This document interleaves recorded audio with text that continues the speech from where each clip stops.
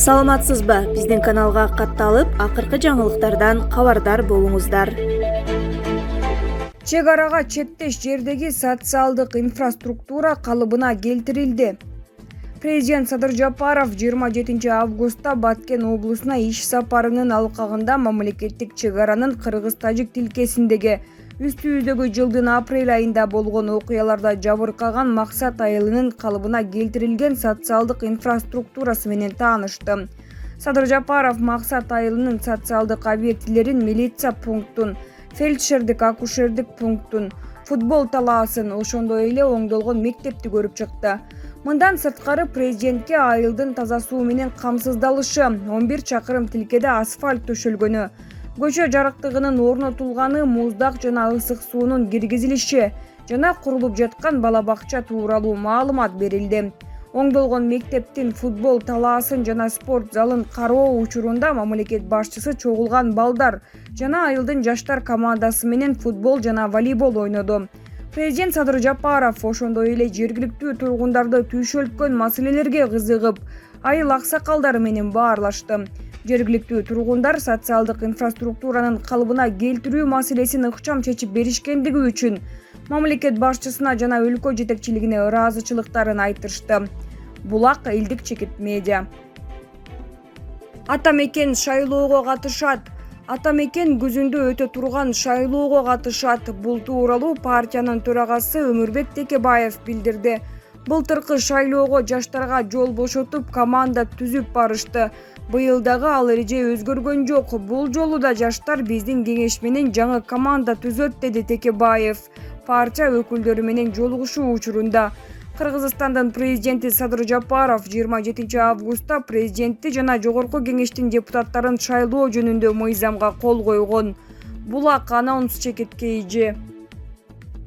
Шок абалдабыз. Арузаттын эне атасы Акжол Махмутовдун жардам берүү ниети тууралуу үн катты.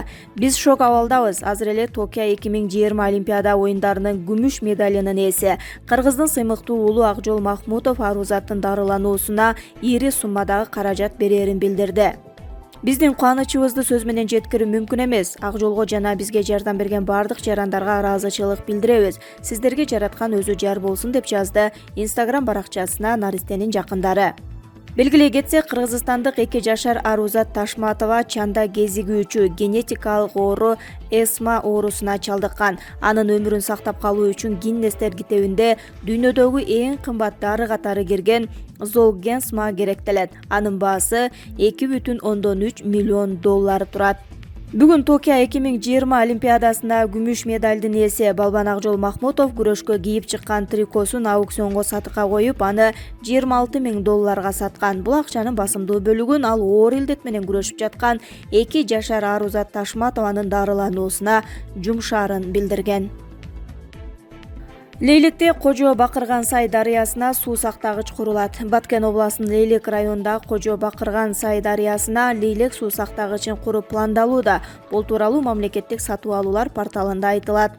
Суу ресурстары мамлекеттик агенттигинин суу чарба объектилерин куруу дирекциясы 25 августта суу сактагычтын долбоордук изилдөө иштерине тендер жарыялаган. Иштин баштапкы суммасы 180 миллион сом деп эсептелген. Тендер боюнча арыздар 16 сентябрга чейин кабыл алынат. Белгилей кетсек, Кожо Бакырган сай дарыясына суу сактагыч курулары буга чейин дагы айтылып келген болчу. Бактылуу чочконун мурдунан бок кетпейт. Бакыт Кудайбергеновдун секириги. Бишкек шаарынын мэринин милдетин аткара албай ишинен аксаган Бакыт Кудайбергенов президенттин иш башкармалыгына болпой барып отуруп калганына таң калгандар арбын. Бактылуу чочконун мурдунан бок кетпейт дегендей, ушундай адамдардын жолдуулугун карасаң, шаардыктарга жек көрүнгөн чала кадр эми президенттин ишин артка тартып, ашыкча жүк катары тажатпас экен. Кызык, бул Эргулдун сыйкыры барбы? Билими, тажрыйбасы жетишсиз орто зар деңгээли менен кантип карьералык секирик жасап жатат? Жандырмагын чечкилечи бурадарлар, деп жазат Азия Ньюс гезити.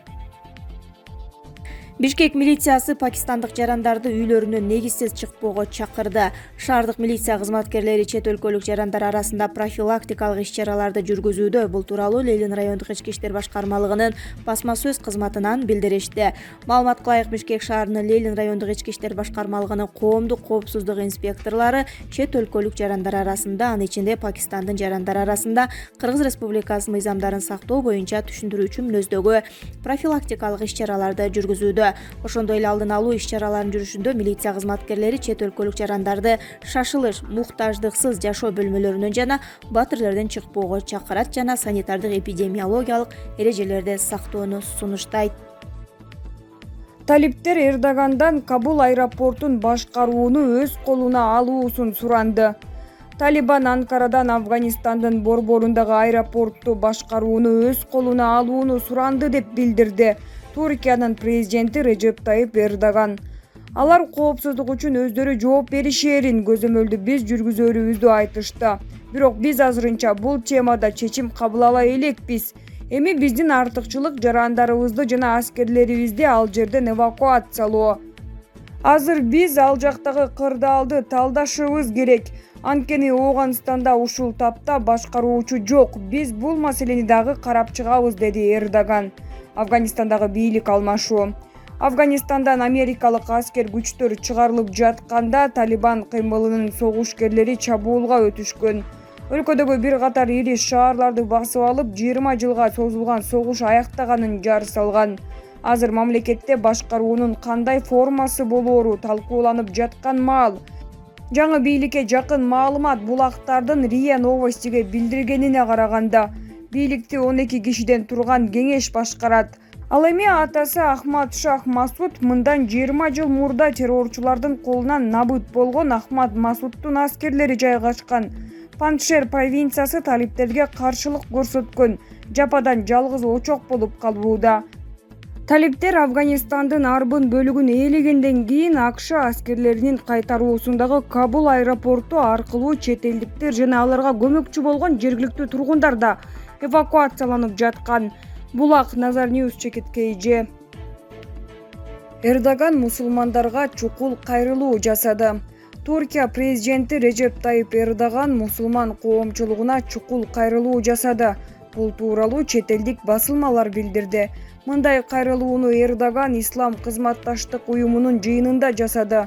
Ал мусулмандарды дүйнөдөгү мусулмандарга карата болуп жаткан адилетсиздикке жоопкерчилик алууга чакырды. Дүйнөдөгү мусулмандар бир туугандарыбызга карата болуп жаткан адилетсиздикке жоопкерчилик алыш керек. Мусулмандар дүйнөдө тынчтык жана ынтымакты сактоо үчүн күрөшүү мезгил келди. Мусулмандар бүгүнкү күндө оор абалда турат. Ачкачылык оору мусулман өлкөлөрдө күч алганына карабастан, батыш өлкөлөрүндө исламофобия күч алды. Мындай адилетсиздикке эч ким унчукпай карап турбай, жыргалчылык үчүн күрөшүүгө тийиш, деди Эрдоган. Булак медиа центр чекиткейи. Жаңылык: белгилүү футболчу Криштиану Роналду кайрадан Манчестер Юнайтед клубуна кошулду.